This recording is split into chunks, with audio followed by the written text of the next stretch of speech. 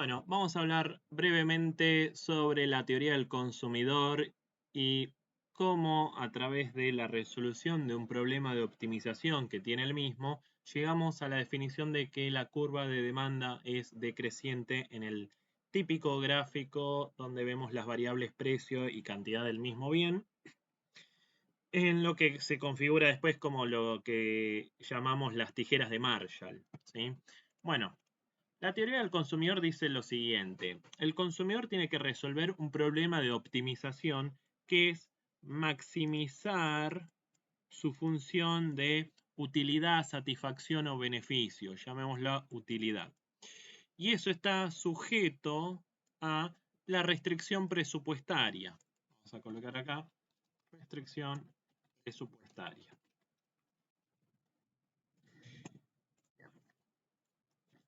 Vamos a ver el caso con dos bienes.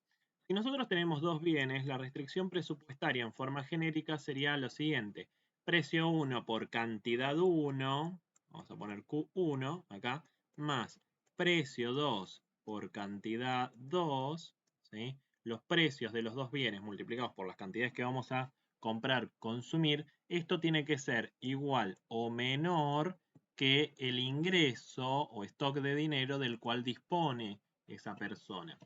La función de utilidad de estos, eh, de estos bienes, ¿sí? La función de utilidad que va a tener el consumidor va a depender obviamente de las cantidades que vaya a consumir esta persona, comprar, consumir, y acá vienen distintos tipos de cuentas, ya que acá, por ejemplo, podría venir un coeficiente de utilidad 1 y un coeficiente de utilidad 2 para cada uno de los bienes y simplemente sumarlo.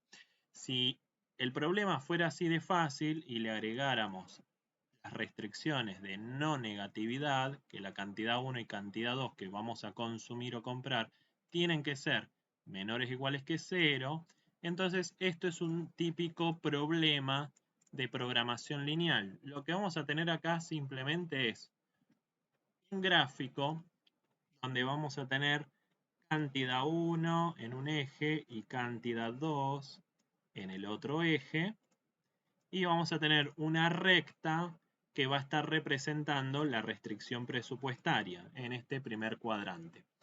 Lo que vamos a tener acá en estas coordenadas son las cantidades máximas que podemos comprar, consumir, si nos tiramos totalmente a la compra de un solo bien. Estos números que van acá, las intersecciones con los ejes, surgen de hacer ingresos sobre precio 1 e ingresos sobre precio 2. Ahora bien, dada esa restricción presupuestaria, nosotros tenemos que maximizar esta función de utilidad. Ahora, si esta fuera una función de utilidad lineal, como la que estamos viendo acá, simplemente una suma de dos variables multiplicadas por escalares, entonces todo depende de cuál de los dos coeficientes sea más grande y para dónde nos va a tirar el problema y su solución. Eso nos va a modificar lo que serían las pendientes de las rectas y su utilidad que va a tener este consumidor. Y si tuviera este tipo de pendiente, acá tendríamos el óptimo en este punto, es decir, consumiendo todo de la cantidad 1. Ahora bien, si tuviéramos otro tipo de pendiente más fuerte para el lado de Q2, tendríamos este tipo de rectas donde a medida que nos alejamos del origen de coordenadas y nos vamos más arriba y hacia la derecha, tenemos mayor nivel de utilidad. Entonces, va a salir beneficiado, obviamente, el bien 2 y vamos a consumir todo del bien 2 y nada del bien 1. Y en determinado caso, si los coeficientes que tienen Q1 y Q2 en la función objetivo son los mismos que los precios de la restricción presupuestaria o son proporcionales a ellos, vamos a tener unas rectas de isoutilidad que van a ser paralelas y por lo tanto va a haber una que va a coincidir con la restricción presupuestaria. Va a coincidir justo, entonces vamos a tener dos óptimos. Por lo tanto, si hay dos óptimos en un problema de programación lineal, todos los puntos intermedios de un vértice al otro, que son los óptimos, también son el óptimo de este problema. Es decir, todas las canastas de bienes formadas por estas distintas cantidades de Q1 y Q2 también generan el mismo nivel de utilidad, satisfacción, beneficio para ese consumidor. Entonces tendríamos infinitos puntos óptimos. Ahora bien, más allá de esta situación lineal, nosotros podemos saber un poquito por la rama de la programación lineal básica, que tenemos este tipo de soluciones. Más allá de eso, si vamos a otro tipo de situaciones donde esta función de utilidad no es lineal, sino que surge de hacer otro tipo de cuentas, como puede ser elevar al cuadrado estas cantidades y luego sumarlas, o quizás también multiplicar entre sí estas dos cantidades, ya nos vamos a otro tipo de problema de optimización que no es lineal. Si la función objetivo no es una simple sumatoria de variables premultiplicadas por escalares, ya vamos a tener otro tipo de curvas y su utilidad, ya sea que multipliquemos o que elevemos al cuadrado o al cubo estas cantidades, vamos a obtener otro tipo de cosa. Entonces van a surgir curvas de isutilidad, van a tener generalmente esta forma, esto sería lo más lógico, ¿sí? Este tipo de concavidad. Vamos para acá. Y estas entre sí van a estar formando siempre paralelismo, ¿sí? Acá lo estoy haciendo de manera aproximada. Y si encontramos una curva de isutilidad lo más arriba y a la derecha posible, y dentro del área de soluciones factibles, esa va a ser la que nos va a marcar el óptimo. Vamos a poner una última por acá. Y en este caso, veremos que el óptimo no tiene por qué estar en alguno de los dos vértices o en ambos de la restricción presupuestaria. En este caso, el óptimo está en este punto que es un punto intermedio. Acá también, esto depende de la curvatura que tuvieran esas curvas de isutilidad siempre. Así que, en este caso, el óptimo lo encontramos en ese punto. Bueno, esta es la parte inicial. ¿Qué pasaría si nosotros hiciéramos ceteris paribus, ¿sí? Manteniendo todo lo demás constante, manteniendo constante el ingreso y el precio del bien 2, hiciéramos una modificación en el precio 1, ¿sí? Supónganse que estamos estudiando la cantidad 1, el precio del bien 1, y sufriera una baja. Si el precio 1 sufriera una baja y el sueldo de la persona y el precio del otro bien se mantuvieran constantes, lo que va a pasar es esto. Vamos a tener una restricción presupuestaria que va a partir del mismo lugar para el Q2 y va a permitirnos comprar un poco más de el bien número 1, es decir, ingresos sobre precio 1', ¿sí? Nos va a dar una cantidad más alta. Cuando el precio 1 se haya modificado a un nivel más bajo, vamos a tener esta traslación de puntos. Y en el caso del óptimo también se va a modificar y supónganse que termina siendo por acá.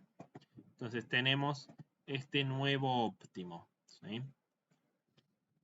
Donde se ven modificadas las cantidades a comprar de el bien número 1, ¿sí? Antes comprábamos esta cantidad, este era el óptimo, y ahora este es el nuevo óptimo.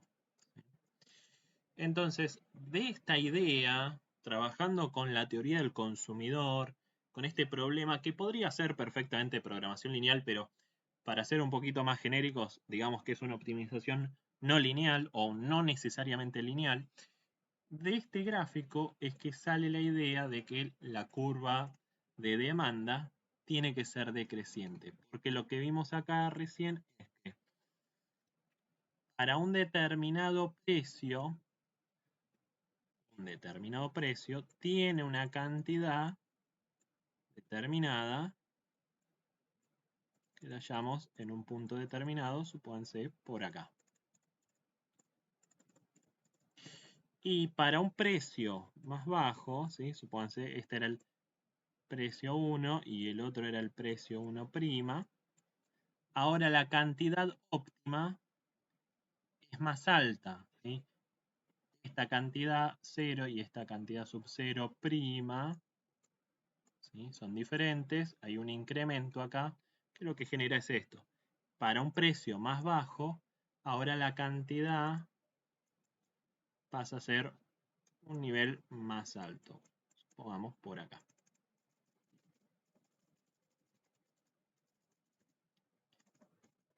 Entonces, esto tiene una explicación gráfica y matemática a través de un problema de optimización que nos justifica que la curva de demanda, la función de demanda, en este caso precio en función de la cantidad, aunque sabemos que generalmente es cantidad en función del precio, eso sería lo más lógico, aunque en los ejercicios matemáticos nos lo suelen mostrar así, precio en función de la cantidad.